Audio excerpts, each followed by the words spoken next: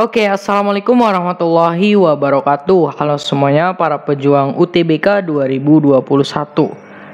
Nah, khususnya ini untuk teman-teman yang gelombang kedua. Di sini saya akan bahas soal hari pertama UTBK 2021 gelombang kedua. Tapi saya kasih disclaimer dulu, ini bukan bocoran ya teman-teman.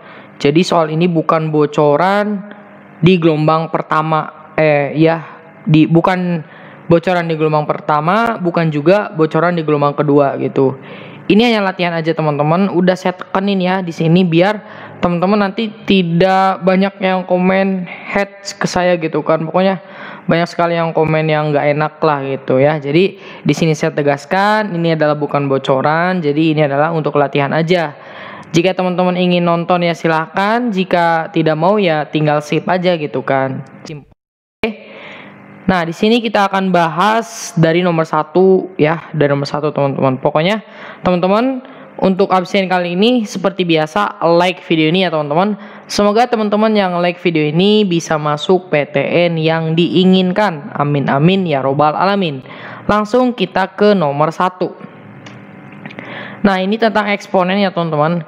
Jika X-nya itu di antara 1 dan 0 ya, berarti ini bisa jadi apa sih, perperan ya, 1/2 gitu kan, 1/3 dan lain-lain. Manakah hubungan yang benar antara kuantitas P dan Q berikut berdasarkan informasi yang diberikan? Kita punya P-nya kayak gini dan Q-nya kayak gini. Apakah P lebih dari Q, P kurang dari Q, atau sama dengan, atau setengah Q, atau tidak dapat ditentukan gitu kan. Nah, yang pertama kita harus tahu teman-teman, di sini tuh kan ya, perkaliannya tidak dalam kurung, berarti ini hanya kali ini doang. Nah, berarti ini bisa kita menggunakan sifat eksponen. Tulis dulu 1 min X pangkat M per 1 dikurangi. Nah, X nya pangkat berapa sekarang? Kan kalau dia dikali, dia pangkatnya dijumlah ya, M tambah M 2M. Terus 3 tambah min 3 0, gak usah tulis, udah ini doang. Paham ya? Nah, ini adalah P. Nah, ini teman-teman kita juga bisa rubah 1 min X pangkat M per 1 min X pangkat M dikuadratkan. Nah, ini juga kan bisa dikuadratkan tuh. Nah, ini sifat yang kemarin-kemarin kita udah bahas. Sifatnya itu nanti kalau A kuadrat min B kuadrat adalah A plus B dikali A min B gitu kan. Nah, udah ya. Kayak gini nih sifatnya. Berarti kita punya nilai P, nilai P dia itu nanti 1 min X pangkat M per yang bawahnya berarti 1 tambah X pangkat M dikali dengan 1 dikurangi X pangkat M. Oke, paham ya? Karena ada yang sama, coret. Nah, berarti sisanya nilai P itu adalah 1 per apa nih? 1 tambah X pangkat M. Oke. Nah, yang jadi pertanyaan nilai M-nya itu berapa gitu kan. Nah, ini yang sedikit membingungkan gitu kan. Sedangkan nilai Q-nya itu adalah X kuadrat plus 1. Nah, ini M-nya itu dari mana gitu kan. Coba kita buat dulu X-nya misalnya setengah ya. Berarti nilai Q-nya itu adalah 1/4 ditambah 1. 1 itu 4/4, berarti nilai Q-nya adalah 4 tambah 1, 5/4. Oke, 5/4 ya. Nah, sedangkan nilai P-nya kita harus tulis 1/1 tambah setengah pangkat M, berarti 1 pangkat M per 1 2 pangkat M. Nah, dari sini juga kita tidak bisa menentukan ya. Jadi tidak dapat ditentukan nih hubungan antara P dan Q-nya karena kita gak tahu nilai M-nya berapa gitu kan. Nilai M-nya berapa cuy? Gak ada. Nah, berarti di sini teman-teman nilai P dan Q-nya tidak dapat ditentukan. Gitu aja, gak apa-apa ya. Pokoknya teman-teman langsung harus yakin kalau dia tidak bisa ditentukan ya tidak bisa gitu kan. Karena di sini ada opsinya adalah E. Ketika ada sebuah nilai yang tidak ada aturannya, kalau di sini kan X-nya ada aturannya ya. Di antara 0 dan 1. Jadi ada nilainya. Kalau M kan nggak ada tuh. Nah, berarti ini jawabannya E gitu ya. Next, kita ke berapa nih? Nomor 2. Nah, ini tentang turunan. Diketahui fungsi f dan g dengan gx adalah f 2x pangkat 3 ditambah 2. Jika diketahui g aksen satunya adalah 12, maka nilai dari f aksen 4-nya berapa? Nah, berarti kita punya teman-teman, dia itu kita turunin ya. Berarti G aksen X itu berarti turunin dulu fungsinya. Berarti F aksen. Tulis lagi 2X pangkat 3 ditambah 2. Nah, ini baru turunan fungsi. Sekarang turunan yang di dalamnya deh. Turunannya jadi 6X pangkat 2 ditambah 0. Ya udah gak usah. Gitu ya.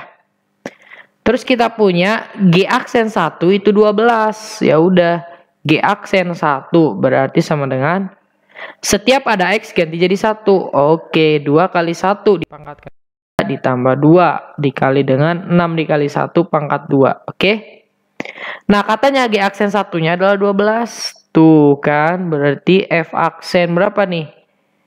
1 pangkat 3 kan 1 ya. 1 kali 2, 2 tambah 2, 4. Oh, F4 gitu. Dikali 6 ya ini. Nah, berarti nilai F aksen 4-nya kita punya adalah 12/6. Sehingga kita punya nilai F aksen 4 itu adalah 2. Oke. Jawabannya yang B. Gitu teman-teman ya. Next kita ke nomor 3. Ini tentang statistika. Apabila rata-rata dari 5 bilangan adalah 10, negatif 10 ya, ingat ini negatif 10. Dan jumlah dari 3 bilangannya adalah 16, berapakah rata-rata 2 bilangan lainnya? Nah, berarti di sini kita bisa kan 5 bilangan tuh, misalnya A, B, C, D, E gitu kan, 5 kan. Nah, karena dia rata-rata itu kan adalah jumlah dari data dibagi dengan banyaknya data. Ada berapa? Ada 5. Itu akan sama dengan negatif 10. Kali silang aja boy. Nah, berarti A ditambah B ditambah C ditambah D ditambah E sama dengan negatif 50. Oke. Nah, ada informasi lain. Jumlah dari 3 bilangannya adalah 16. Taruhlah dia jumlah yang ini deh ya, A, B, C. Karena kan kita gak tahu gitu kan yang mana. Nah, A tambah B tambah C itu adalah 16. Berarti ditambah D ditambah E itu adalah berapa? Negatif 50. Berarti D ditambah E itu akan menjadi negatif 50 dikurangi 16. Berarti jawabannya ini negatif berapa? Negatif 60. 6. Oke, ini D ditambah E. Nah, yang ditanya, berapa sih rata-rata 2 bilangan lainnya? Nah, berarti kan 2 bilangan lainnya itu jumlahnya segini nih. Negatif 66. Ya udah, rata-rata berarti D ditambah E dibagi 2. Kan rata-rata. Jumlah data dibagi banyaknya data. Jumlah datanya negatif 66 dibagi banyak datanya 2. Berarti negatif 33. Ada ya? Ada dong, A. Oke, kita next ke nomor 4. Nah, ini tentang matriks. Jika matriks M sebagai berikut adalah matriks singular. Oke, teman-teman, ini matriks singular. Jika nilai X-nya positif, tentukan nilai X. Nah, matriks singular itu apa? Ini apa ya, udah familiar ya sama teman-teman. Kalau belum tahu, matriks singular itu matriks yang, tulis deh, yang nilai determinannya itu adalah 0. Atau awal mulanya itu matriks singular itu matriks yang tidak memiliki inverse. Nah, efeknya matriks yang tidak memiliki inverse adalah nilai determinannya adalah 0. Kenapa? Karena inverse dari sebuah matriks ya, itu kan 1 per determinan, misalnya matriks M, dikali dengan adjoinnya dari M. Nah, sebuah matriks yang tidak memiliki inverse berarti dia biar jadi tidak memiliki inverse ini harus 0 dong, ya nggak sih? Determinannya harus sama dengan 0. Karena kalau yang bawahnya 0, perperan nih, perperan. Kalau dia bawahnya 0 ya dia tidak bisa ditentukan atau nggak ada jawabannya gitu kan. Nah, berarti akibatnya nilai determinan sama dengan 0. Tulis di determinan M. Nah, udah bisa ya. Determinan itu adalah kali silang diagonal utama dikurangi kali silang diagonal lainnya. Berarti X dikali X ditambah 4 dikurangi dengan 1 dikali dengan negatif 5 akan sama dengan 0. X kali X, X kuadrat. X kali 4, 4X. Negatif-negatif positif 5 sama dengan 0. Kita tinggal memfaktorkan aja, Bung. Nah, ini X, ini X. Berapa kali berapa sih yang kalau dikali hasilnya 5, kalau dijumlah hasilnya 4? Nah, karena di sini jumlah ya atau plus, dia harus sama tandanya. Mau plus-plus, mau min-min. Lihatnya di mana nih? Pilih min atau plusnya? Lihat yang di sini ya. Ini kan positif. Nah, berarti pasti dia itu apa ya? Bener nih positif ya, berarti nanti positif semua. Berarti nggak ada jawabannya dong, karena nilai X-nya positif cuy. Bentar nih, X kali X, X kuadrat, 4X.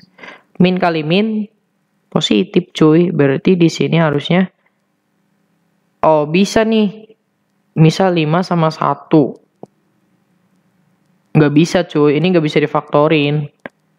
Nah, oke teman-teman ya, di sini harusnya dia itu negatif 5. Kalau negatif 5 bisa, ini positif, ini negatif gitu. Kita ganti soalnya aja kali ya. Kita hapus, hapus, hapus. Nah, ganti soalnya ini ya doang cuy. Ininya kita plus aja cuy. Nah, jadi itu positif 5. Berarti kalau dia positif 5, berarti negatif 1 dikali 5 gitu ya. Berarti negatif 5. Nah, kalau negatif 5 bisa, Bung. Dia itu ini 5, ini 1 gitu. Karena dia negatif harus beda tandanya. Karena dia positif ya, berarti yang positifnya yang gede, negatifnya ya, gitu ya. Nah, berarti di sini X min 1 sama dengan 0, maka X-nya adalah 1. Atau X plus 5 sama dengan 0, maka X-nya adalah negatif 5. Kita lihat yang ditentukan itu adalah X-nya positif. Berarti ngambil yang 1 aja. Berarti A jawabannya gitu ya. Semoga paham. Kita terakhir nih nomor 5. Nah, persamaan kuadrat cuy. Kenapa dia persamaan kuadrat? Padahal ininya nggak ada persamaan kuadratnya. Kita lihat ya. Fx kuadrat ditambah 2fx adalah 1. Fx-nya itu adalah 3x plus 5. Maka nilai dari kuadrat jumlah. Waduh, ini apa nih kuadrat jumlah? Nanti saya akan bahas. Ini dulu nih. Karena kita punya fx-nya adalah 3x plus 5. Dan fx kuadrat ditambah 2fx adalah 1. Berarti kita punya gini cuy. Kita punya fx. Berarti kalau mau f, taruhlah di f kotak. Berapa tuh? 3 kotak tambah 5. Oke, paham ya? Berarti kalau misalnya F sugeng, misalnya F sugeng, berarti 3 sugeng, dalam kurung nggak apa-apa, ditambah 5. Oke, paham ya? Nah, karena yang kita butuhkan adalah Fx kuadrat, ya udah Fx kuadrat. Jadi apa tuh? Ya udah 3x kuadrat ditambah 5 dong. Nah, gitu ya. Ini sifat dasar untuk fungsi ya, teman-teman harus paham. Terus yang kita punya juga 2fx. Oh, fx-nya ini. Berarti 2fx itu adalah tinggal 2 kali fx-nya yaitu 3x plus 5. Sehingga nilainya adalah 6x plus 10. Oke. Tinggal kita jumlahkan nanti sama dengan 1. Oke. Tulis lagi kah? Tulis dulu dong, nggak apa-apa. Fx kuadrat ditambah 2 kali fx sama dengan 1. Fx kuadrat tadi dapat apa? Ini dong. 3x kuadrat plus 5 tambah 2 kali ininya dapat 6x plus 10. Ada 1, pindah aja. Nah, gitu dong. 3x kuadrat ditambah 6x. Ini 15 dikurangi 1, 14 ya. Sama dengan 0. Nah, lihat teman-teman ya, sebelum lebih lanjut, yang ditanya kuadrat jumlah. Ada yang namanya kuadrat jumlah. Ada yang namanya jumlah kuadrat. Apa bedanya bang? Gitu kan. Nah kalau kuadrat jumlah saya gini. Saya mikirnya, nah atau saya ngasih tahu ke teman-temannya gini. Dari belakang dikedepanin gitu. Jadi bacanya dari belakang. Jumlah kuadrat. Oh jumlah dulu cuy. Baru dikuadratin. Nah ini namanya jumlah kuadrat. Nah kalau jumlah kuadrat. Ini maksudnya kuadrat jumlah. Nah, kalau jumlah kuadrat dulu. Oh, kuadrat dulu. Kuadrat baru dijumlahkan. Nah. Awas ya, hati-hati. Nanti teman-teman jangan salah. Berarti A ditambah B kuadrat itu adalah namanya kuadrat jumlah. Logis kan? Oh, ini tuh kuadrat dari jumlah gitu. Jumlah. Oh, jumlah dari kuadrat gitu. Jadi nanti dibacanya dari belakang aja. Karena yang ditanyakannya adalah kuadrat jumlah, berarti kan yang itu ya.